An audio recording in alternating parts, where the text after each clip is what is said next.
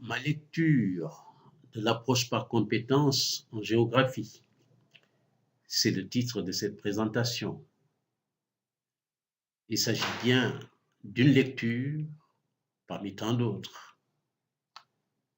Le champ de l'éducation étant un champ ouvert et en perpétuelle mutation, plusieurs lectures sont possibles.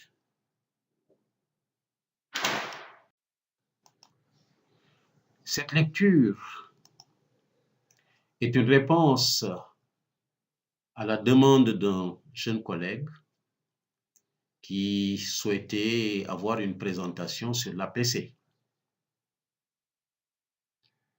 Nous la partageons aussi avec les collègues de l'éducation de base qui sont impliqués dans l'APC depuis une quinzaine d'années.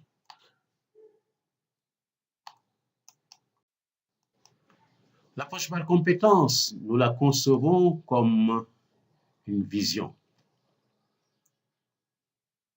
De façon triviale, nous pouvons l'appréhender comme une manière de voir, de percevoir l'apprentissage. Et de façon plus systématique, elle renvoie à un cadre de référence fondé sur des principes qui balisent un apprentissage utilitaire. Un apprentissage utilitaire, c'est une activité constructive en situation réelle ou simulée à des fins déterminées. Autrement dit, un apprentissage dont les acquis sont utilisables, exploitables, dans un domaine bien déterminé, scientifique ou sociétal ou professionnel, en vue de satisfaire un besoin. Les compétences, ce sont les acquis de cet apprentissage contextualisé et finalisé. Elles sont indissociables des connaissances. Pour certains, ce sont des connaissances en acte. En tout cas, nous pouvons les considérer comme une même réalité avec une double dimension. Une dimension virtuelle, donc non observable, qui renvoie aux connaissances, et une dimension réelle, observable, qui concerne les compétences. Qu'entendons-nous par géographie? Ce vocable désigne à la fois une pratique et un discours. Une pratique caractéristique des manifestations du rapport des hommes à l'espace, un discours rendant compte de ce rapport.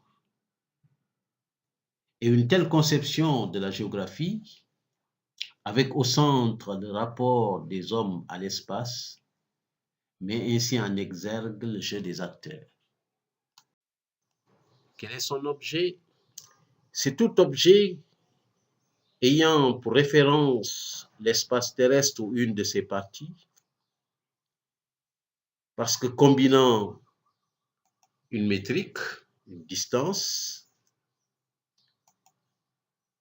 une échelle de limitation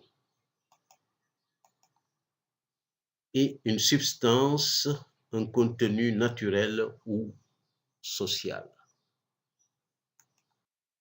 Cet objet épouse les formes suivantes: un processus, un phénomène et un produit.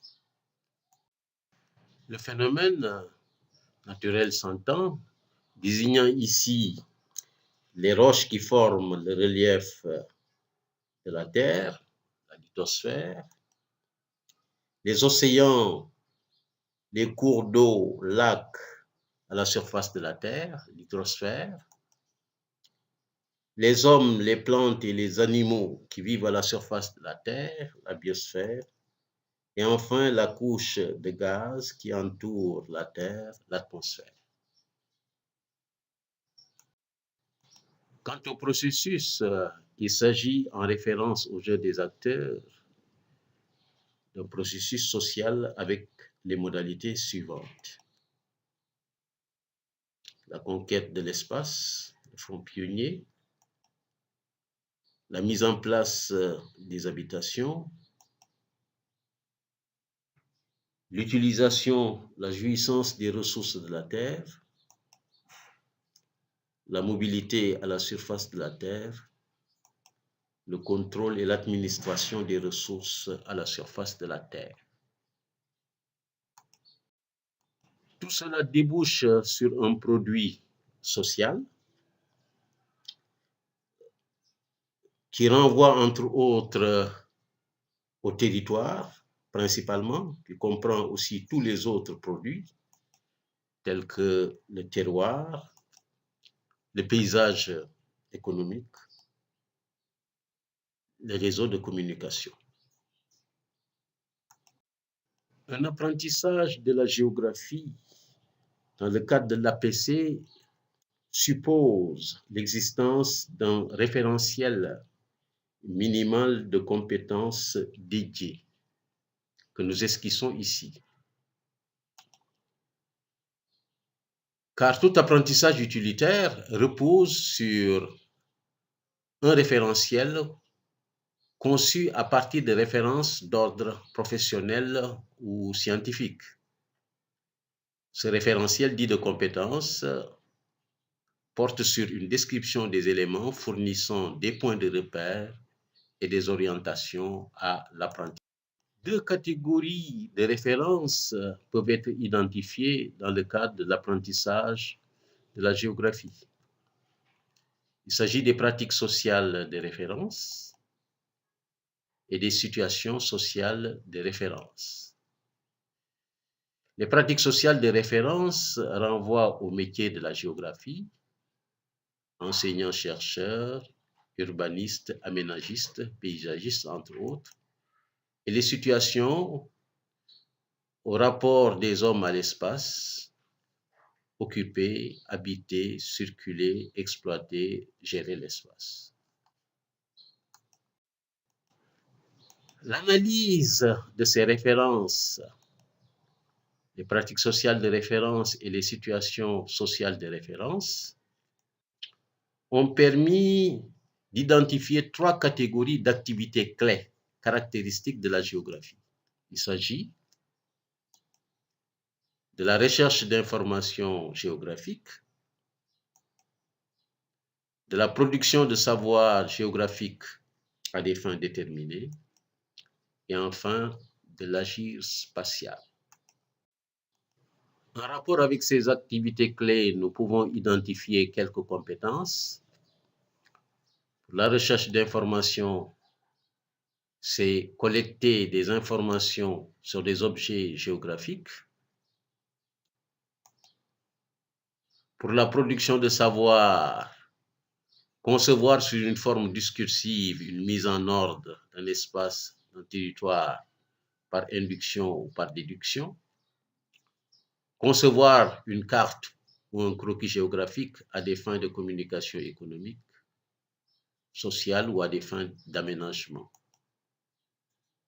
Pour l'agir géographique, réaliser virtuellement l'aménagement d'un territoire, d'un espace donné, organiser virtuellement la mobilité d'un territoire, cultiver le sens de la mesure dans toute action au sein de l'espace, au regard du développement durable en tant qu'opérateur géographique ou décideur politique. Le dispositif pédagogique pour prendre en charge ces compétences doit privilégier les méthodes d'apprentissage suivantes. L'apprentissage par problème, L'apprenant est ici confronté à un problème, rappelant ce qu'il rencontre dans la vie réelle, une situation réelle ou simulée, lui donnant envie de le résoudre parce qu'il en perçoit la pertinence.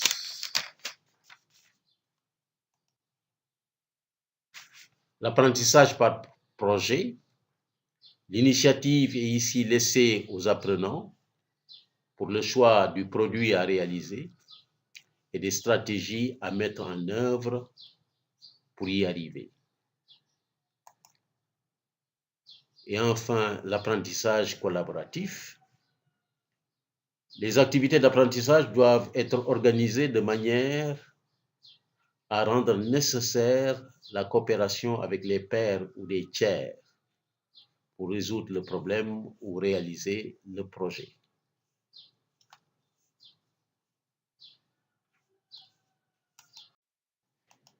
Dans cette perspective, les techniques à privilégier sont entre autres le jeu de rôle pour permettre à l'apprenant, selon le cas, de jouer au chercheur, à l'agent de bureau d'études, à l'aménagiste, à l'urbaniste, au cartographe, au décideur, etc. La simulation, en s'appuyant surtout sur la gamme riche des outils TIS, le débat, non pas le débat politicien, mais un débat inspiré du débat scientifique ou du débat citoyen,